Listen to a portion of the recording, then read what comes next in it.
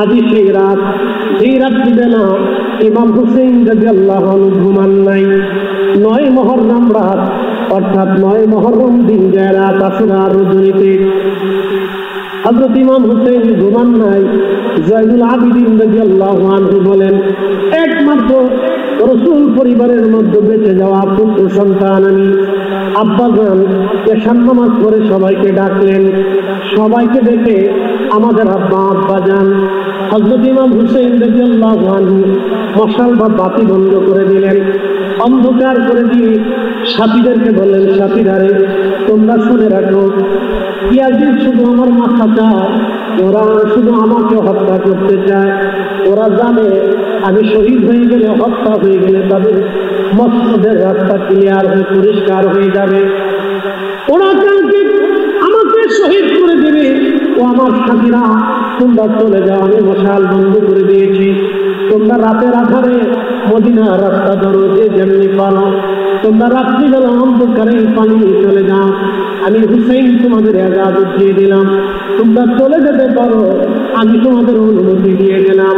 সাথী যারা ছিলেন চুপ দিয়ে কেঁদে দিয়ে বললেন, হে আওলাদের রাসূল, এই ময়দানে আপনাকে একা রেখে আমরা রাতের আধারে পালিয়ে চলে যাব।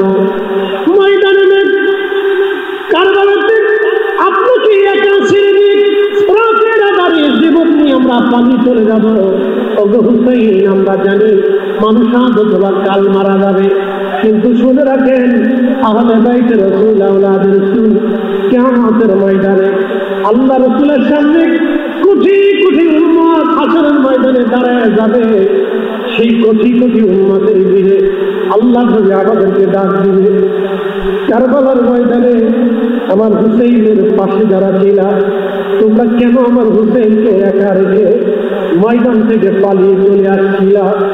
ওগো হুসেইন, কঠিন হাসরের ময়দানে কারবালার এই ঘটনা যখন নবী আমাদেরকে জিজ্ঞেস করবে, বলে আল্লাহ হাবিবের সামনে কোন চেহারা নিয়ে দাঁড়াবো? ক্ষমা করে দিবেন, আমরা পালিয়ে যাব না। জীবনের শেষ সময় পর্যন্ত আপনার ডানে বামে পিছনে থেকে দুশমনের বিরুদ্ধে লড়াই করে আমরা শাহাদাতের পেয়ালা পান করতে চাই। চিৎকার করে ধরে বলেন আল্লাহু আকবার। হযরত ইমাম হুসেইন বললেন, যদি পালিয়ে তোমরা না যাও তাহলে তোমরা শোনো, মৃত্যুর জন্য শাহাদাতের জন্য প্রস্তুতি নাও। আজকের একটা রাত আমাদের সুযোগ আসবে, এরপরে আমাদের জীবনে কোনোদিন আর রাত আসবে না। যতদূর সম্ভব হয় এই রাত্রিবেলা খোদার দরবারে রুনাজিতে কাটিয়ে দাও। ইমাম জয়নুল আবিদিন বললেন, 9 মুহররম রাত্রিবেলা আমার আব্বা হুজুর নামাজে দাঁড়িয়ে গেলেন, নামাজ পড়তে লাগলেন। সারা রাত ধরে আমরা নামাজে কাটিয়ে দিলাম। সকাল হলো, ফজরের নামাজ পড়ে হযরত ইমাম হুসেইন রাদিয়াল্লাহু আনহু সবাইকে নিয়ে দোয়া করলেন। এই উম্মতের জন্য তিনি দোয়া করলেন। দোয়া করার পরে কালেমার পতাকাখানা হযরত সাইয়্যিদুনা আব্বাস আলমদার রাদিয়াল্লাহু আনহুর হাতে দিয়ে বললেন, আব্বাস রে, এই কালেমার পতাকাখানা নানা রাহমাতুল্লিল আলামিন আমাকে দিয়েছিলেন। আজকে কারবালার ময়দানে এই পতাকা তোমার হাতে দিয়ে দিলাম।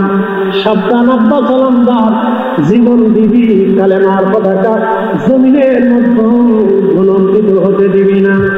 হযরত আব্বাস আলমদার বললেন, হুজুর আমি আমার জীবন দিয়ে দিব, কিন্তু এই পতাকা জমিনে ভুলন্তিত হতে দেব না। আব্বাস আলমদারকে ডান পাশে দিয়ে দিলেন।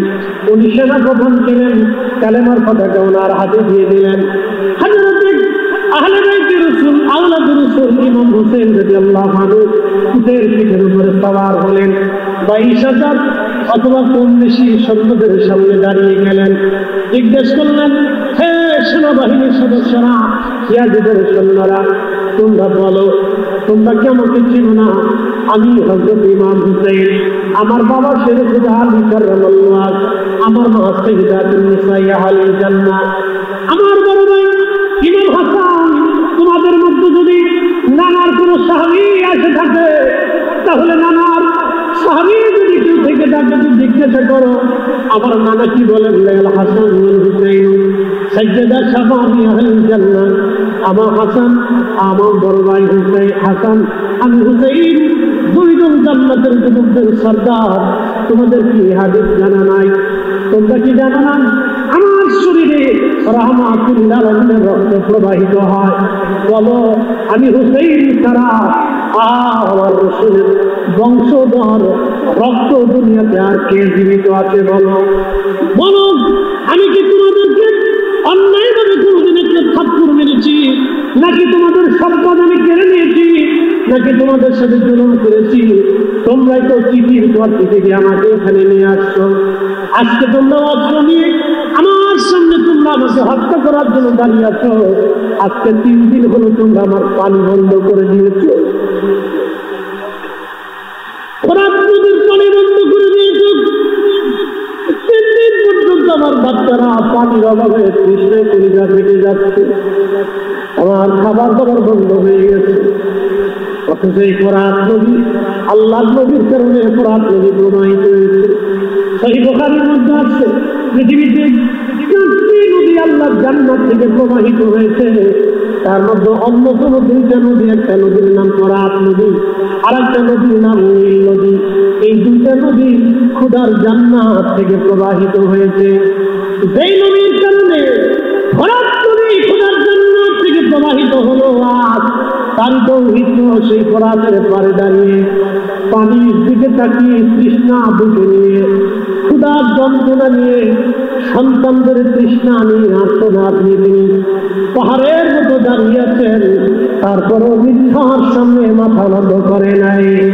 ইমাম হুসাইন শিক্ষা দিয়ে গেলেন, সন্তান শহীদ হতে পারে, তোমার জীবন চলে যেতে পারে, তোমার সম্পদ শেষ হয়ে যেতে পারে, কিন্তু কখনো তোমরা মিথ্যার সামনে মাথা নত করবা না। কথা বলেন ঠিক না ঠিক? শিক্ষা হলো আমাদের। ইমাম হুসাইন রাদিয়াল্লাহু আনহু কারবালার ময়দানে এই কথা বলার পরে সেনাপতি আমর, খুব মনোযোগের সাথে শুনবেন, সেনাপতি আমর, তার নাম আমর বিন সাদ, এমন একজন সাহাবীর বেটা ছিলেন। তিনি সাহাবীর নাম সাদ বিন আবি ওয়াক্কাস রাদিয়াল্লাহু তাআলা আনহু। 10 জন সাহাবী দুনিয়া থেকে জান্নাতের সার্টিফিকেট পেয়েছেন। আবু বকর ফিল জান্নাতি, ওমর ফিল জান্নাতি, উসমান ফিল জান্নাতি, আলী ফিল জান্নাতি, তালহা ফিল জান্নাতি, জুবাইর ফিল জান্নাতি, আব্দুর রহমান ইবনে আওফ ফিল জান্নাতি, সাঈদ ইবনে জুবাইর ফিল জান্নাতি, আবু উবাইদা ইবনে জাররাহ ফিল জান্নাতি, সাদ বিন আবি ওয়াক্কাস ফিল জান্নাতি রিদওয়ানুল্লাহি তাআলা আলাইহিম আজমাইন। এই 10 জন সাহাবী দুনিয়া থেকে জান্নাতের সার্টিফিকেট দিয়েছিলেন। আমার রাসূল তাদেরকে জান্নাতের সার্টিফিকেট দিয়েছিলেন। হযরত সাদ বিন আবি ওয়াক্কাস রাদিয়াল্লাহু আনহু ছেলের নাম সেনাপতি আমর। আমর বিন সাদ টাকার জন্য, ক্ষমতার জন্য আজকে ইমাম হুসাইনকে শহীদ করার জন্য 22,000 ইয়াজিদি সৈন্যের কমান্ডার হয়ে কারবালার ময়দানে অস্ত্র শস্ত্রে সজ্জিত হয়ে সেনাবাহিনীর নেতৃত্ব দেওয়ার জন্য সামনে দাঁড়িয়ে আছে। এর অর্থ হলো, এর অর্থই হচ্ছে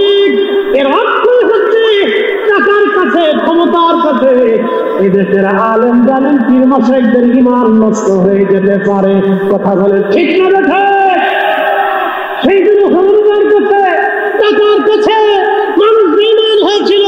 এমন একজন সাহাবীর সন্তান বেঈমান হয়েছিল। টাকার কাছে, ক্ষমতার কাছে বেঈমান হয়েছিল আমর বিন সাদ। হযরত সাদ রাদিয়াল্লাহু আনহুর ছেলে, তিনি টাকার কাছে, ক্ষমতার কাছে বেঈমান হয়েছিল। আজকে যারা ইয়াজিদের প্রশংসা করে, ইয়াজিদের গুণগান গায়, ইয়াজিদের জন্য সাফাই গায়, ইয়াজিদকে নির্দোষ প্রমাণ করতে চায়, ও সব কটি ইয়াজিদের দালাল। কথা বলেন ঠিক না বেঠে? এগুলো আমরা পরিষ্কার মতো বুঝতে পারি।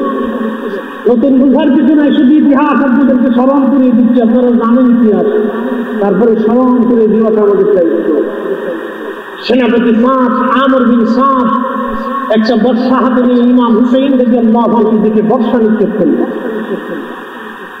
বর্ষা নিক্ষেপ করে বলেন, হুসাইন সাক্ষী থাকো, আমি তোমার দিকে প্রথম বর্ষা নিক্ষেপ করি, তুমি সাক্ষী থাকো। ইমাম হুসেইন সেই দিন জবাব দিয়েছিলেন, আমি সাক্ষী থাকলাম কিয়ামতের ময়দানে রহমতের নবীর সামনে তুমিও দাঁড়াবে, আমিও দাঁড়াবো। সেই দিন কে হক আর সেই দিন কে বাতিল আল্লাহর হাবিবের সামনে সেই দিন ফায়সালা হবে। তুমিও দাঁড়াবে, আমরাও দাঁড়াবো। মুসলমান শুনে রাখেন, আল্লাহর হাবিবের সামনে আমরা সুন্নিরাও দাঁড়াবো, নজদিরাও দাঁড়াবে, খারিজি দাঁড়াবে, শিয়া দাঁড়াবে, মুতাজিলা দাঁড়াবে, জাবারিয়া দাঁড়াবে, কাদারিয়া দাঁড়াবে, মুরজিয়া দাঁড়াবে, নাসিবি দাঁড়াবে, আমরাও দাঁড়াবো। অসংখ্য বাতিলরা দাঁড়াবে, বেঈমানরা দাঁড়াবে, আমরাও দাঁড়াবো। ফাইন্না হিজবাল্লাহ, আমরা আল্লাহর দল, হুমুল গালিবুন, বিজয়ী হতে থাকবো। শুধু দুনিয়াতে বিজয় না, হাসরের ময়দানে আল্লাহ আমাদেরকে বিজিত করবেন, কারণ আমরা রাসূলের গোলাম। কথা বলে ঠিক না?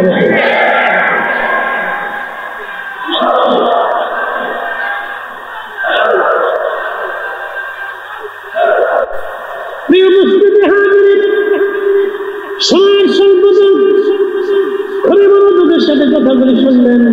হযরত ইমাম হোসেন রাদিয়াল্লাহু আনহু চলে আসলেন। যুদ্ধ শুরু হয়ে গেল।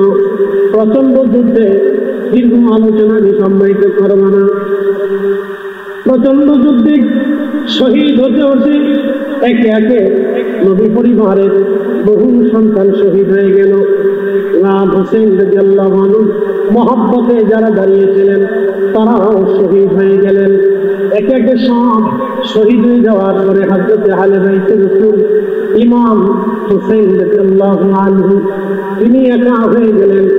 আহা স্ত্রীর নাম শাহরবানু, পার্সিয়ান সাম্রাজ্যের নাতি ছিলেন, সম্রাটের নাতি ছিলেন। মুসলমানরা পারস্য বিজয় করার পরে তাদেরকে ধরে আনার পরে হযরত আলী কারামাল্লাহ শাহরবানুর সঙ্গে ইমাম হুসাইন রাদিয়াল্লাহু আনহু পবিত্র শাদী মুবারক দিয়েছিলেন। এই গর্ভে একটা ছোট্ট সন্তান জন্ম নিল, তার নাম হযরত আলী আকবর। শাহরবানু বিবি কোলে করে সন্তানকে নিয়ে স্বামীর সামনে দাঁড়াইলেন। স্বামী গো, আমি জানি ওদের দৃষ্টিতে আপনি অপরাধী হতে পারেন, তাদের দৃষ্টিতে আপনি দুশমন হতে পারেন, কিন্তু আমার এই ছোট্ট বাচ্চাটা তো কোনো দুশমনি করে নেই। স্বামীরা যদি মন চায় আমার এই সন্তান থেকে কোলে করে নিয়ে যান। আমার মন বলে আমার বাচ্চাদের দিকে তাকাইলে ওদের মায়া লাগতে পারে। আমি মা আজকে 3 দিন আমার সন্তানকে এক ফোঁটাও পানি দিতে পারি নাই। এমনকি পানির অভাবে ক্ষুধার কারণে আমি মায়ের জিহ্বা পর্যন্ত শুকাই গেছে। স্বামীরা আমি ওকে দুধ পর্যন্ত পান করাইতে পারতেছি না। ওর কান্নার আওয়াজ আমার কলিজার মধ্যে বারবার বুঝে আসে। মন চায় আপনি তাকে নিয়ে একটু পানি পান করাই নিয়ে আসে। মন বলে ওদের মনে বড় মায়া লাগতে পারে। ইমাম হুসাইন সন্তানকে কোলে করে নিয়ে গেলেন। ইয়াজিদ শিবিরের সামনে দাঁড়ায় বলেন, হে ইয়াজিদের সৈন্যরা, তোমরা যদি মনে করো আমি তোমাদের দুশমন, আহা সত্যি মনে করে থাকো, কিন্তু দেখো আমার কোলের মধ্যে ছোট্ট একটা বাচ্চা নিয়ে আসছে, তার নাম আলী আকবর। আমার এই সন্তানটা কোনো অপরাধ করে নাই, আমার সন্তান তো তোমাদের সাথে কোনো দুশমনি নাই। পানির অভাবে আজকে 3 দিন আমার বাচ্চার কান্না বন্ধ হয় না। তোমরা আমার বাচ্চাদের একটু পানি দাও, যদি মনে করো পানি নিয়ে আমি পান করবো। আমি হুসাইন বাচ্চাটাকে তুলে ধরলাম, তোমরা কেউ এসে আমার বাচ্চাটাকে নিয়ে ওর পানি পান করে না কলিজা তোমরা ঠান্ডা করে দাও। সেই দিন দূর থেকে ইমাম শব্দ করে বলল, হুসাইন অপেক্ষা করো, জনমের পানি তোমার পান করাই দেব। কি ছুড়ে মারা হলো ইমাম হুসাইন রাদিয়াল্লাহু আনহু কোলের মধ্যে ধরে রাখা ছোট্ট বাচ্চাটা বাবার কোলের মধ্যে তীরের আঘাতে শহীদ হয়ে বাবার কোলের মধ্যে ঘুমিয়ে পড়ল। হযরত ইমাম হুসাইন আকাশের দিকে তাকিয়ে কাদের বলে, রাখি আপনি দেখেছেন ওরা আমার সঙ্গে কেমন আচরণ করেছে। আল্লাহ আপনি সাক্ষী থাকেন, আল্লাহ আপনি সাক্ষী থাকেন, ওরা আমার নিষ্পাপ সন্তানকে পর্যন্ত শহীদ করেছে। ছোট্ট বাচ্চাটাকে কোলে নিয়ে ইমাম হুসাইন তাঁবুর পাশে দাঁড়ায় ডাক দিচ্ছে, বিবিরে তাঁবু থেকে বের হয়ে দেখো আমি আমার আলী আকবরকে। এমন পানি পান করেছি কোনদিন আর পানি যেন তোমাকে বিরক্ত করবে না। এমন পানি পান করেছি কোনদিন তোমাকে পানির জন্য আর কষ্ট দেবে না। এসে দেখো এত সময় আমার নানা রাহমাতুল্লিল আলামিন আমার ঘরকে হাউজে চাল করেন পানি পান করে ওর কলিজা ঠান্ডা করে দিয়েছে। সেই কঠিন সময় মিথ্যার সামনে তিনি মাথা নত করেন নাই। আল্লাহর কোরআন আল্লাহ বলেন ওয়ালা নাবলুওয়ান্নাকুম বিশাইইন মিনাল খাউফি ওয়াল জুই ওয়া নাকশিন মিনাল আমওয়ালি ওয়াল আনফুসি ওয়াস সামারাত। তোমাদের সম্পদ কেড়ে নিয়ে তোমাদের ভয় দেখাইয়া জীবন কেড়ে নিয়ে আমি আল্লাহ পরীক্ষা করবো। হাবিব বন্ধু উম্মতকে জানা এই কঠিন সময় যারা ধৈর্য ধারণ করে তাদের জন্য অনেক বড় সুসংবাদ আছে। পৃথিবীতে ধৈর্য ধরা যদি মানুষ আপনি দেখতে চান, কোরআনের একেবারে প্র্যাকটিক্যাল নিদর্শন যদি দেখতে চান, কোরআন শরীফের একেবারে বাস্তব আমল যদি আপনি দেখতে চান, ইমাম হুসাইন রাদিয়াল্লাহু আনহুর দিকে তাকায় দেখেন তিনি দেখে দেখে সন্তান শহীদ হয়ে গেল। হাজার আঁকড়ে ধরে রাখতে পারো, তোমরা পথভ্রষ্ট হবে না, তোমরা গোমরাহ হবে না। এই জন্য আমরা আহলে সুন্নাত ওয়াল জামাত, কুরআন মানি, সুন্নাহ মানি, আহলে বাইত মানি। কথা বলে ঠিক না বেঠিক? এই জন্য আহলে সুন্নাত ওয়াল জামাতের আকীদা নির্ভেজাল নির্ভুল আকীদা। এই বিশ্বাসের মধ্যে কোনো ঘাটতি নেই, কোনো ঘাটতি নেই। সব সন্তান শহীদ হয়ে গেছে, তিনি একা হয়ে পড়ছে, বাকি আর কেউ নেই। শুধু একজন ইমাম জয়নুল আবেদিন রাদিয়াল্লাহু আনহু, উম্মে কুলসুম রাদিয়াল্লাহু আনহা কোলের মধ্যে মাথা ঠেকিয়ে তিনি বিশ্রাম করতেছিলেন। তিনি অসুস্থ ছিলেন, উঠে বসার মতো শক্তি তেনার ছিলেন। ইমাম হুসাইন রাদিয়াল্লাহু আনহুর কাছে গেলেন, আল্লাহ হাবিবের দেওয়া সবুজ ইসলাম নিয়ে হয়ে গেছে। বাবা সেই জুলফিকার তলোয়ার খানা হাতে দিলেন। সাইয়্যিদুশ শুহাদা হযরত আমির হামজা রাদিয়াল্লাহু তাআলা আনহু পবিত্র বর্ণ যুদ্ধের লোহার পোশাক পরে তিনি গায়ে লাগাইলেন। সন্তান ইমাম জয়নুল আবেদিনের কাছে গেলেন। ইমাম জয়নুল আবেদিন রাদিয়াল্লাহু আনহু বললেন, আব্বা জান, আমার বড় ভাই শহীদ হয়ে আছে, আমার ছোট ভাইটা শহীদ হয়ে আছে, আমার আত্মীয় স্বজনরা শহীদ হয়ে ফিরে আছে। আমাকে আপনি একবার বলবেন আমার এই ছোট্ট জীবনটা আপনার জন্য কারবালার ময়দানে শহীদ হয়ে নজরানা পেশ করে আসি। ইমাম হুসাইন জবাব দিলেন, বাবা, নানার উম্মতের জন্য তোমাকে রেখে গেলাম, আমার নানার উম্মতের জন্য তোমাকে রেখে গেলাম। তুমি আমার নানার উম্মতের পাহারাদার হবে। সন্তান আমার মায়েদের খিদমত করবে, আত্মীয়তার সম্পর্ক সংরক্ষণ করবে, নানার পবিত্র আদর্শকে জীবনে বাস্তবায়ন করবে। তোমাকে নানার উন্নতির জন্য রেখে গেলাম, জিহাদের ময়দানে তোমাকে যেতে হবে না। হযরত যায়েনব রাদিয়াল্লাহু আনহা এনার ছোট্ট বোনটাকে কাছে ডেকে বললেন, বোন আমার, এখন আমার অবর্তমানে তুমি আমার রাসূল পরিবারের জীবন সবার বিরুদ্ধে হবে। বোন আমার, তোমার কাছে কয়েকটা ওসিয়ত করে যাচ্ছি।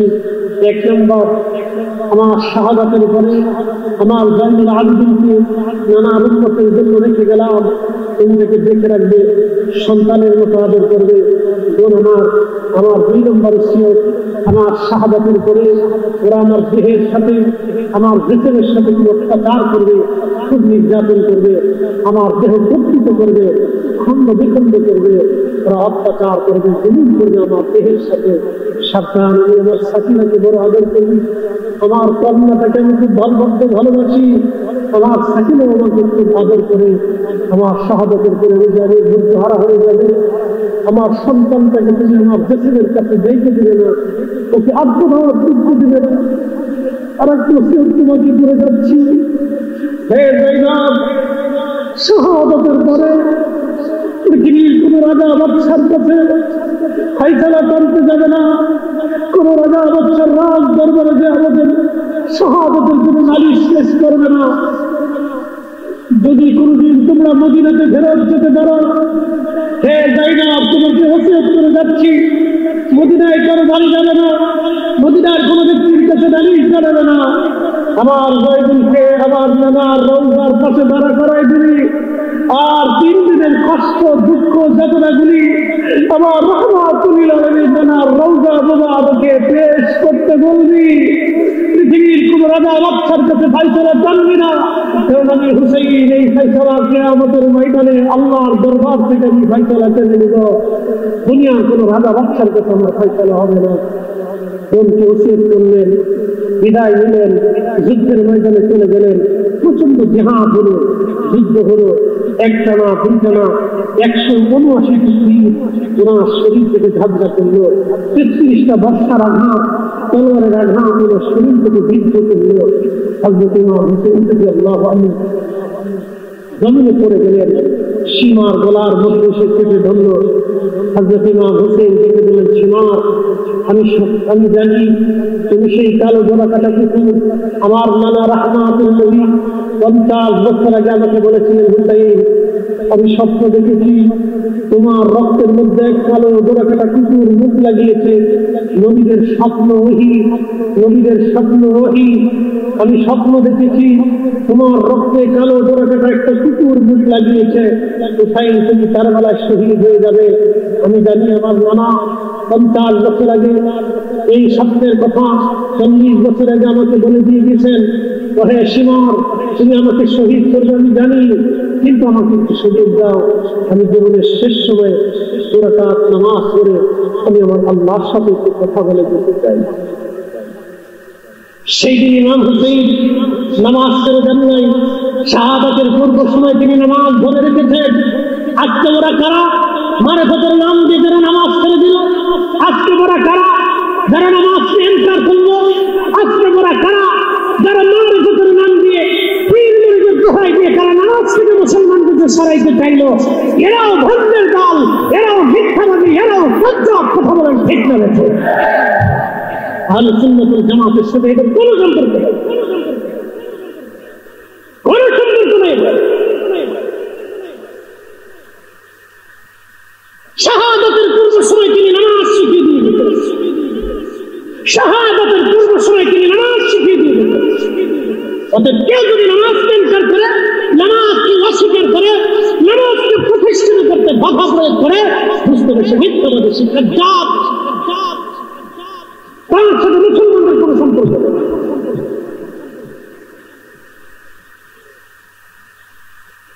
প্রিয় উপস্থিতি, হযরত ইমাম হুসাইন রাদিয়াল্লাহু আনহুকে শহীদ করা হলো।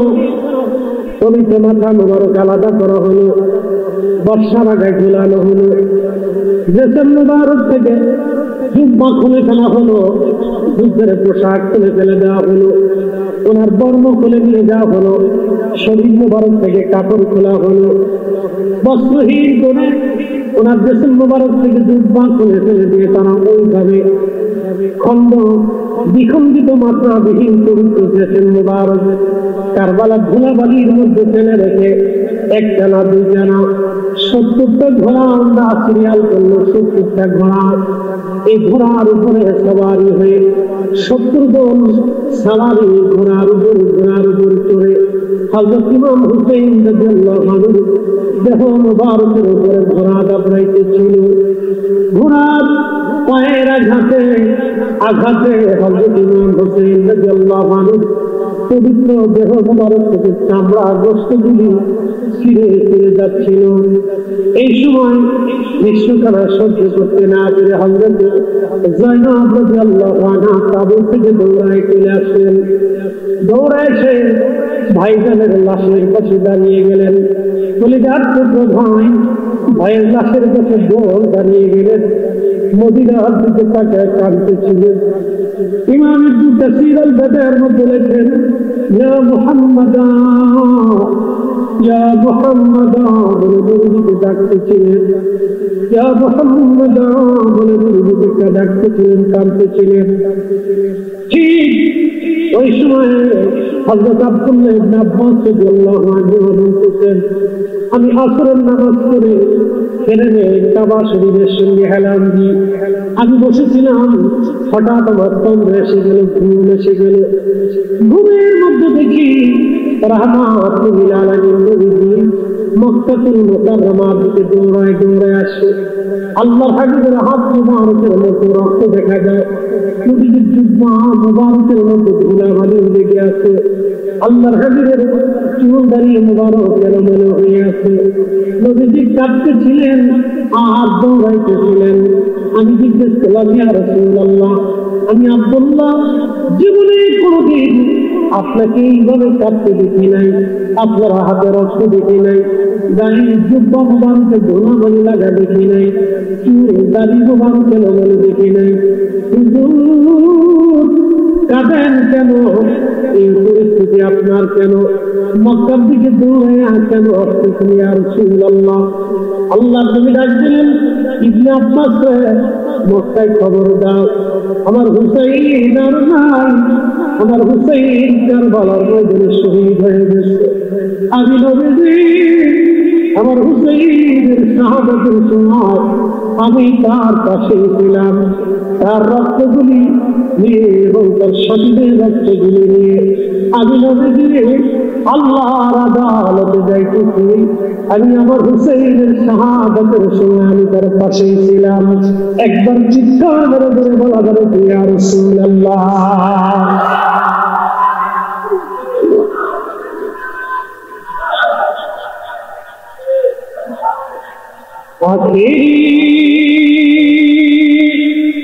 সালাম আলাইহি সালাম ওহে নানা জান, আপনার হুসাইন যায় কারবালার ময়দান, গুনাম কারবালার ময়দান। ফেরি সালাম আলাইহি সালাম ওহে নানা জান, আপনার হুসাইন যায় কারবালার ময়দান, গুনানা কারবালার ময়দান। কারবালার ময়দানে যাইয়া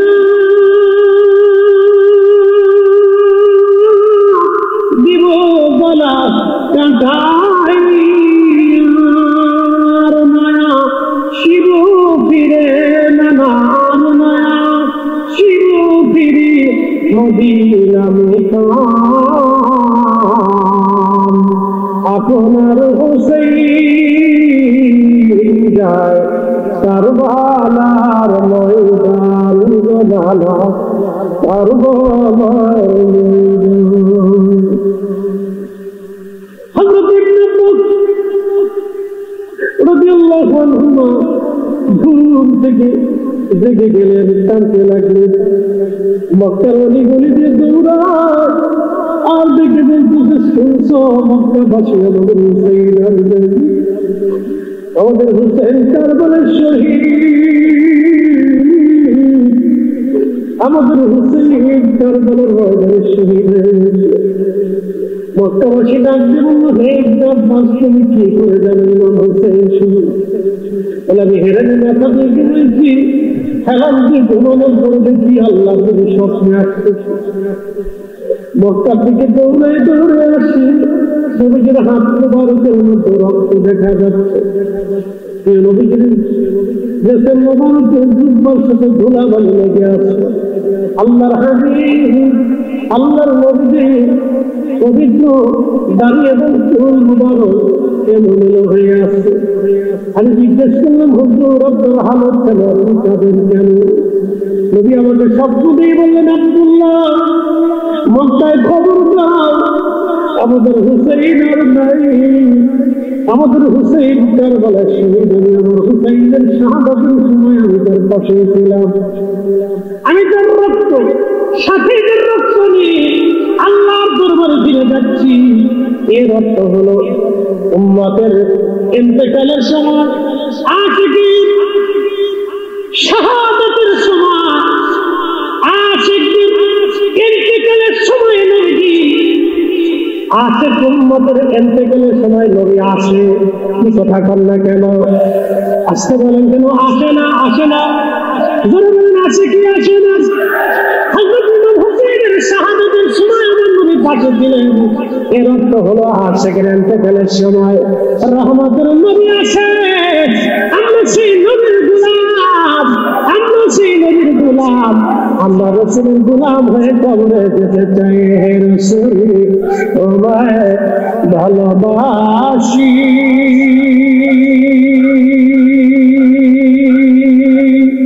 অন্তরে শুধু মুখে না, জান্নাতের আশায় নয় হে রাসূল। হাবিবাল্লাহ আলাইকুম সালাতুল ইয়া রাসূলুল্লাহ, আলাইকুম সালামুন ইয়া হাবিবাল্লাহ, আলাইকুম আদরকনি ইয়া রাহমাতাল লিল আলামিন, আদরকনি যাইনাল আবিদিন মাহবুস আইদিল জালিমিন ইল মারকাবি ওয়াল মুজহামিয়া রাহমাতাল লিল আলামিন, সালাতুল ইয়া রাসূলুল্লাহ, আলাইকুম সালামুন ইয়া হাবিবাল্লাহ, আলাইকুম। কারবালা থেকে আমাদের শিক্ষা কি? হযরত ইমাম হুসাইন রাদিয়াল্লাহু আনহু আহাশিবি পরিবার কত যন্ত্রণার মধ্যে ছিল। দিনটা কত কঠিন ছিল হযরত সাকিনার জন্য, ইমাম জয়নুল আবেদিনের জন্য দিন কত কঠিন ছিল আপনি বুঝতেই পারতেছেন। হযরত ইমাম জয়নুল আবেদিন জীবনে কোনদিন তিনি হাসেন নাই। কারবালার ঘটনার পরে কোনদিন তিনি হাসেন নাই, তার মুখে কেউ হাসি দেখে নাই, তার সন্তানগণ তার হাসি দেখে নাই, তার স্ত্রী তার পরিবার পরিজন তার হাসি দেখে নাই। হেরেমের মধ্যে যাইয়া, মদিনাতুল মুনাওয়ারাতে যাইয়া, মসজিদে নববীতে যাইয়া দীর্ঘ সেজদার মধ্যে তিনি নামাজ আদায় করতেন। এত পরিমাণে সেজদায় থাকতেন, দীর্ঘ সেজদার মধ্যে জয়নুল আবেদিন নামাজ পড়তেন। হযরত জয়নুল আবেদিন কোনদিন কখনো তিনি হাসেন নাই। কারবালার ঘটনার পরে খাবার সামনে আনার পরে সামান্য পরিমাণ খাবার তিনি গ্রহণ করতে পারতেন। পানির পেয়ালা হাতে দিলে পানির পেয়ালা হাতে নেওয়ার পরে হাত কাঁপতে থাকত, কেঁপে কেঁপে পানি গুলি জয়নুল আবেদিনের পড়ে যাইত। লোকেরা বলতো, হুজুর কত মানুষ পানি পান করে, আপনি কেন পানি পান করতে পারেন না? ইমাম জয়নুল আবেদিন বলতেন, সাথীরা কারবালার ময়দানে আমি দৃশ্য দেখেছিলাম, পানির আর্তনাদ দেখেছিলাম, আমার ভাইদের শাহাদাতের দৃশ্যগুলো আমি দেখেছিলাম, আমার আব্বা জানের শাহাদাত দেখেছি। শাহাদাতের পরে আমার আব্বা জানের সাথে ওরা কেমন আচরণ করেছিল দেখেছি। আমাদেরকে ঘোড়ার মধ্যে চড়াইয়া নগরের অলিগলি দিয়ে ঘুরাইছে, সিরিয়ার দামেস্কের অলিগলি দিয়ে ঘুরাইছে, দৃশ্যখানা আমি দেখেছি। যার কারণে আমি আর পানি পান করতে পারি না। পানি পান করতে গেলে কারবালার স্মৃতিগুলি ভেসে ওঠে, পানির তৃষ্ণাগুলি আমার নিবারণ হয়ে যায়। কারবালা থেকে আমাদের সারা জিন্দেগির শিক্ষা হলো, আমরা কখনো মিথ্যার সামনে মাথা নত করব না। আল্লাহ আমাদের সবাইকে কবুল করুন, করে বলেন আমিন। আল্লাহুম্মা সাল্লি আলা মাশাআল্লাহ মুহাম্মদ ওয়া আলা আলি সাইয়্যিদিনা মুহাম্মদ জেমুজাসে ইশকে নবী ইবাতরা দফনা তরাইদের হাবিবুল্লাহ, তরাইদের হাবিবুল্লাহ, নাহি কোনো ভাবনা। আল্লাহুম্মা সাল্লি আলা মাওলানা